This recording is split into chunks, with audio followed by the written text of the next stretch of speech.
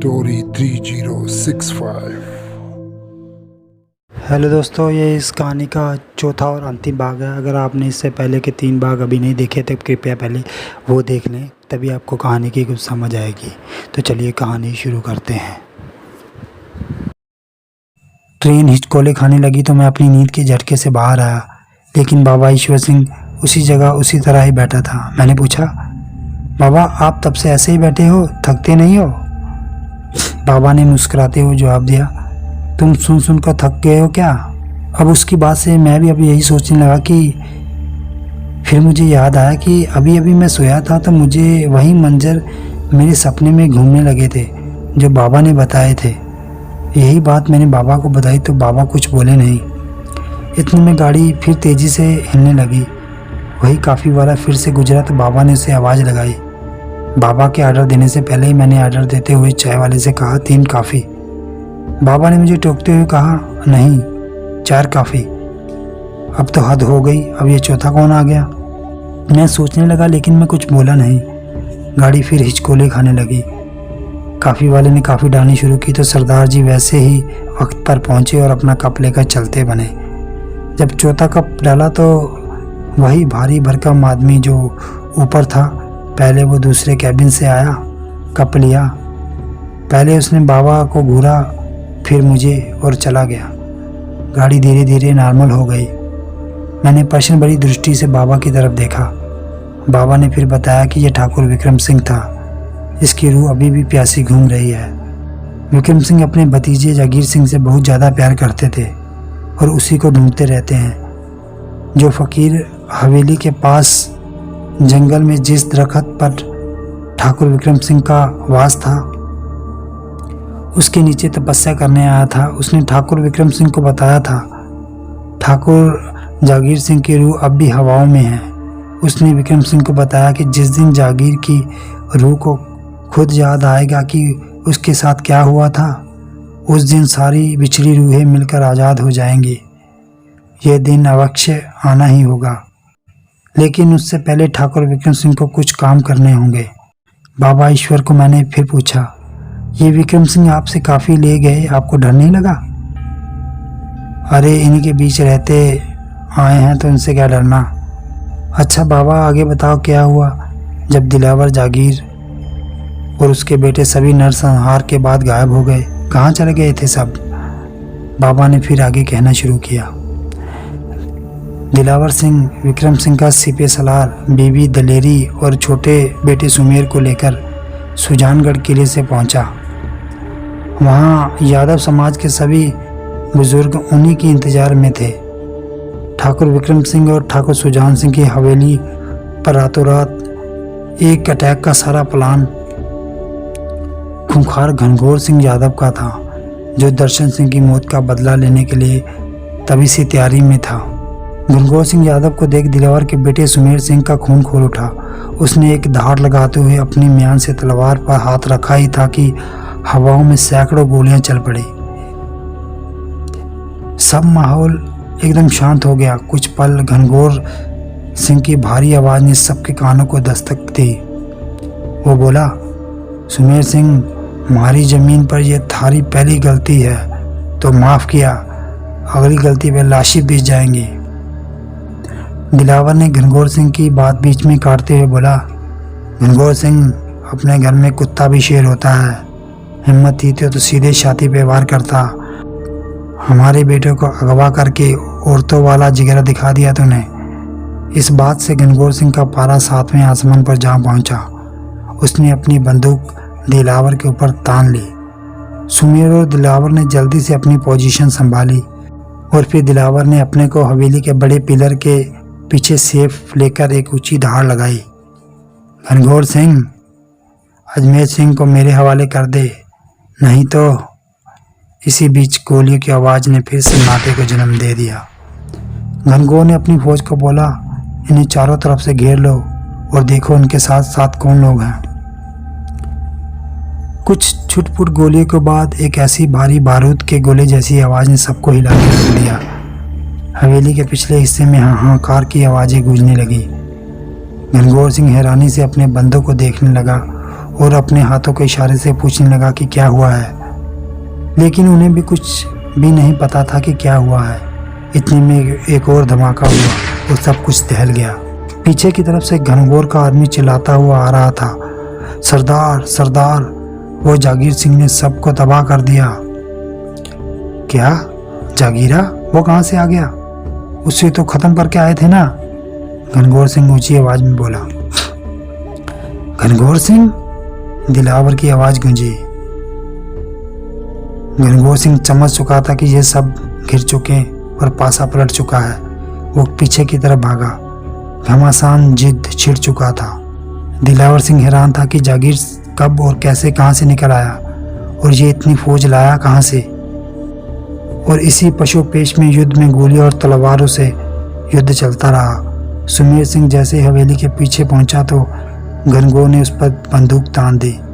उसने सुमेर पर निशाना साधा ही था कि छत से एक गोली आई और घनघोर की बाई बाजू को छेदती हुई बंदूक को भी साथ ले गई। सुमेर ने देखा जागीर की दाई माँ बाई गोमती वो इस रूप में। उसको इस रूप में देखकर वो हैरान था। वो एक वीरांगना की तरह छत पर खड़ी थी। सुमेर अब समझ चुका था ठाकुर जगीरा एक कुशल राजा की तरह बन चुका है। कैसे पासा पलटना है उसे बखूबी दिखा दिया। घनघोर की जैसे ही बंदूक छूटी, गोलियों की तड़ातड़ शुरू हो गई। वो जिस तरफ भागा उस तरफ अजमेर सिंह की टीम ने उसे घेर लिया। अचानक एकदम पासा फिर पलटा और घमासान फिर शुरू हो गया। जागीर सिंह ने सुमेर को बताया कि दिलावर को घनघोर के आदमियों ने गोलियों दागकर घायल कर डाला है। ये सुन सुमेर और अजमेर पागल हो गए। जागीर तो पहले घायल शेर बन चुका था। ठाकुर जागीर ने सुमेर और अजमेर को बोला कि ईश्वर घनघोर को मैं और गोमती संभाले। तुम पीछे जाओ, सारी हवेली में जो भी मिले उसे भून डालो, सब साफ कर दो। किले में बसी सारी हवेली खून से सन चुकी थी, लेकिन निकलते हुए मौत की शैया पर आखिरी सांस ले रहे घनघोर सिंह ने अपनी बंदूक से पीछे से एक गोली दागी जो सीधे गोमती की खोपड़ी को चीरती हुई निकल गई। ठाकुर जगीरे का खून खोल गया और वापस जाकर उसने उस पर अपनी बंदूक खाली कर दी।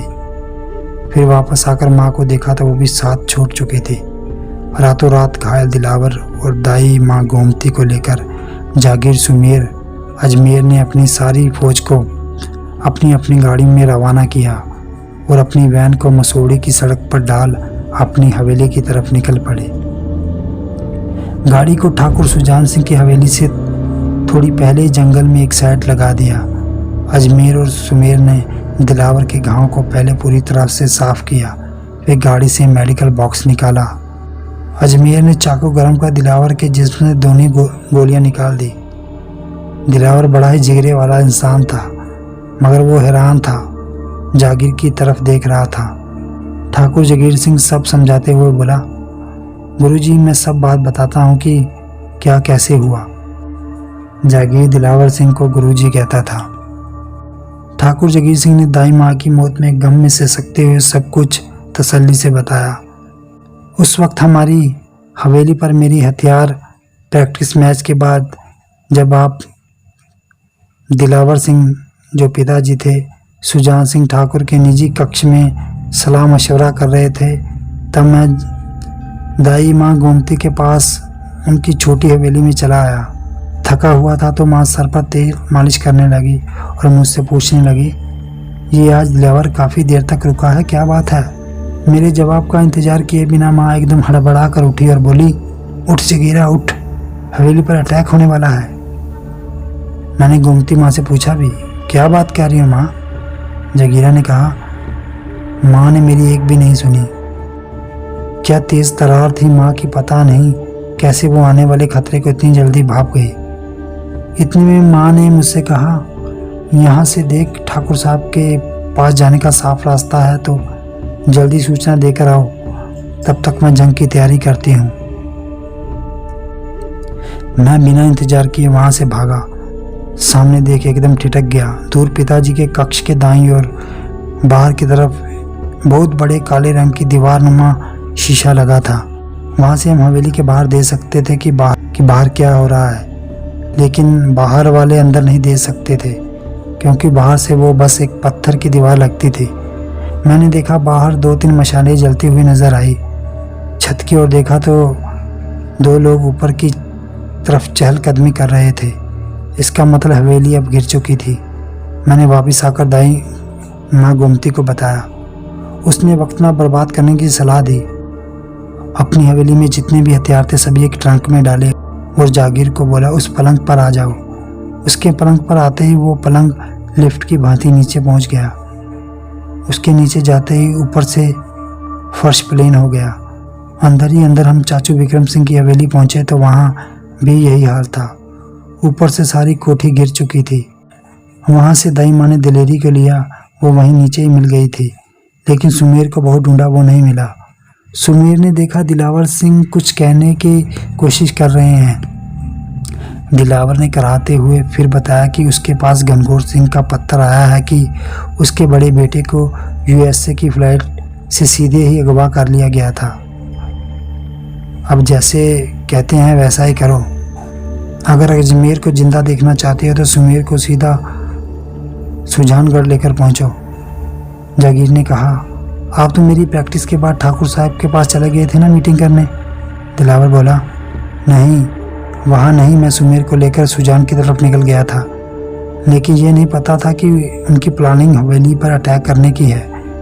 मैं अपने नीचे गुप्तचर सुखवंत को बताकर आया था। तभी तो उसकी बात पता लगते ही वो एक टुकड़ी लेकर मेरे पास पहुंचा था। थोड़ा रुक कर दिलावर सिंह फिर बोला, हवेलियों में सिर्फ ठाकुर सुजान सिंह ही बचे थे, सब कुछ खत्म हो गया।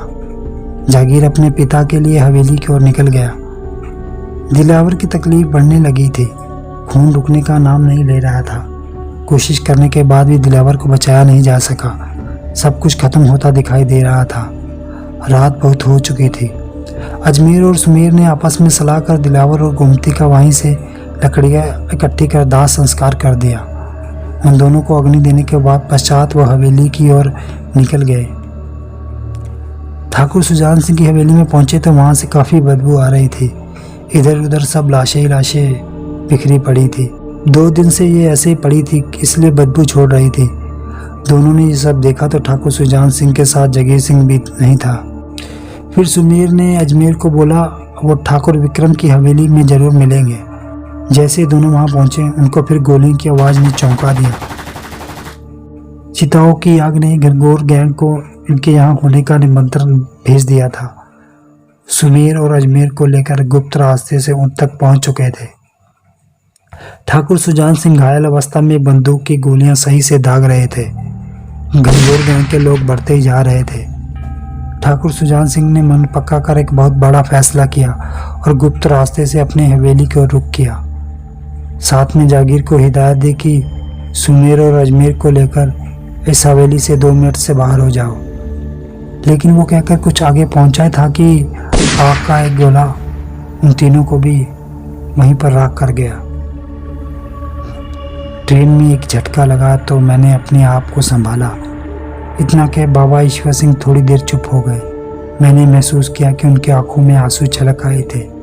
इतने में काफ़ी वाला फिर आया। मैंने अब की बार काफ़ी वाले को बोला, 4 काफ़ी। बाबा फिर मेरी बात को काटते हुए बोले कि जितनी भी काफ़ी और कप हैं सभी ले आओ। मैं फिर हैरान हुआ, बाबा ने इतनी सारी काफ़ी का ऑर्डर क्यों दिया। मुझे बाबा की कहानी कुछ सुनी सुनी सी लगने लगी। मैंने बाबा से पूछा, बाबा मैं बड़ी देर से सोच रहा हूँ कि ये बात आपको बोलूँ कि ये जो कहानी आप सुना रहे हो कुछ सुना हुआ लग रहा है। बाबा ईश्वर अब मेरी तरफ देखते हुए बोले, तो फिर आगे बता क्या हुआ। मेरे को चुप होते देख वो मुस्कुराने लगे। मैंने फिर पूछा, तो आगे बताओ क्या हुआ।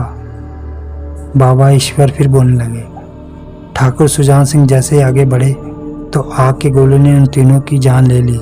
अब सुजान सिंह तेजी से लड़खड़ाता हुआ अपने गुप्त रास्ते में एक बटन था, उसने उसका शीशा तोड़कर दबा दिया। बटन दबाते ही ठाकुर विक्रम सिंह की हवेली राख में तब्दील हो गई। घनघोर गैंग के सभी लोग उसी में दफन हो गए। अब ट्रेन ने अपनी चाल फिर बदलनी शुरू कर दी। तेज और फिर और तेज। लेकिन बाबा ने अपनी कहानी बंद नहीं की। उसने आगे कहा, ठाकुर सुजान सिंह वहाँ से अपनी हवेली पहुँचा। मैंने पूछा, बाबा ये ट्रेन अब काबू से बाहर हो रही है।